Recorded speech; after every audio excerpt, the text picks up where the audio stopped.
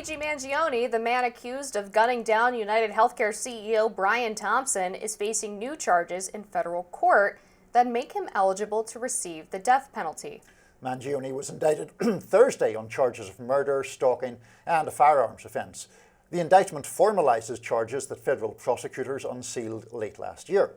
The murder charge brings with it the possibility of the death sentence. Attorney General Pam Bondi made it clear earlier this month that DOJ lawyers will be seeking the death sentence if Mangione is convicted. Mangione's lawyers have asked a federal judge to block the DOJ from seeking the death penalty, arguing prosecutors' pursuit of the sentence is a political stunt and has tainted the jury pool. The 26-year-old suspected assassin has also been charged with murder and terrorism in a New York state court, and he has pleaded not guilty to those charges. He additionally faces state charges in Pennsylvania, where he was arrested after a week-long manhunt. Well, more in the Mangione case. He's entitled to his day in court like anyone else is, or his multiple days in court, given the federal charges and the state charges. Presumption of innocence and all that. Having said all of that, I'm not in favour of going up behind people in the street and shooting them dead. I think that's, a bad thing to do, whatever strong political opinions you may have. I've long thought the most interesting thing about the Mangione case was the polling in the wake of it that showed a quite significant number, particularly of younger people, somewhat sympathetic to what he did. I can completely, to be clear, understand why his purported viewpoints are popular. I think the health insurance industry is very unpopular, and my view is that that is often for valid reasons. But extrapolating from that to the sort of Free Luigi cheerleading, and I can't really go down that road. Yeah, it's incredibly disturbing to me as well. And on the death sentence seeking by the DOJ, I was watching our friends at News Nation this morning, and yes.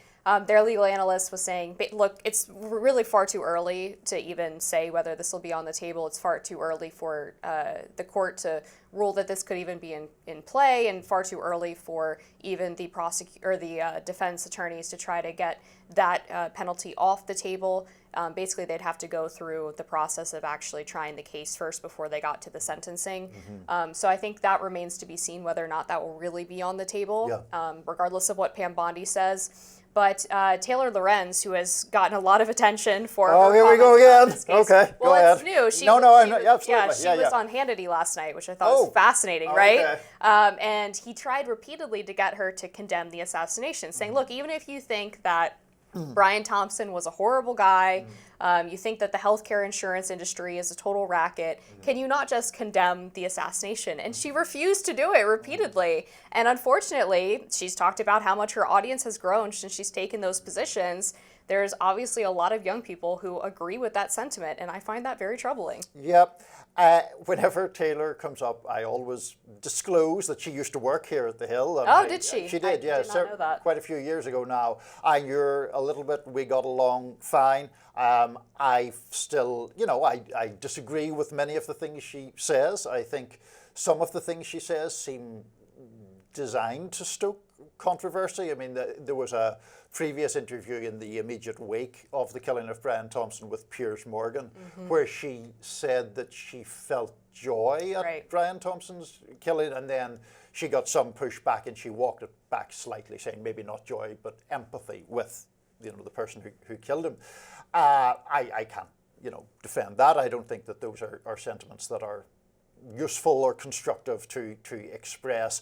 The fact that people, like by her own admission, it added to her audience to hold to those kind of views, that I think is worrying, as you rightly said, but also indicative of a broader sort of media and cultural picture right now, where it is often the most inflammatory statements and the most inflammatory people that acquire the biggest followings. I don't think that's at all healthy for the United States as a culture, but I don't know what you can do about it either. Yeah, I don't know either. And I know a lot of our viewers feel that way as well, and we get a lot of heat when we talk about this subject. But I think, if you want to throw in an analogy that maybe makes people think twice about this type of vigilante justice, let's say you're someone who is progressive, and there's someone running around killing accused members of MS-13 who are in the country illegally, and they say, well, they're part of this gang whose motto is rape, control, kill.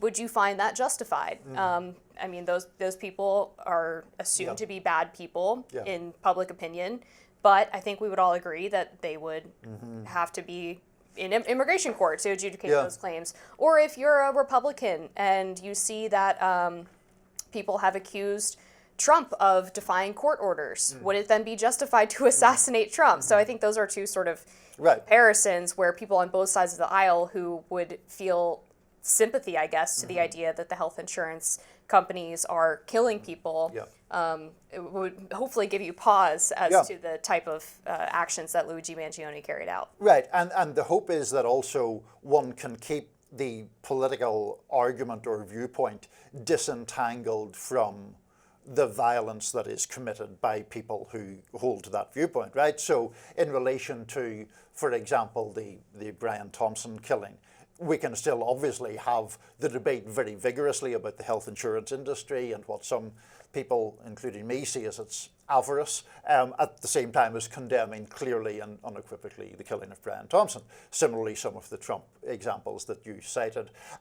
This is also a topic that is to a degree personal to me, in that I grew up in the north of Ireland at the time when there was an armed conflict. And you know, that was an experience that just, well, obviously is formative for me, but it also gives me, I think, some sense how inflammatory language can, in fact, lead to violence. And once that Pandora's box is open, it's very, very difficult to get it closed again, and that's a real danger.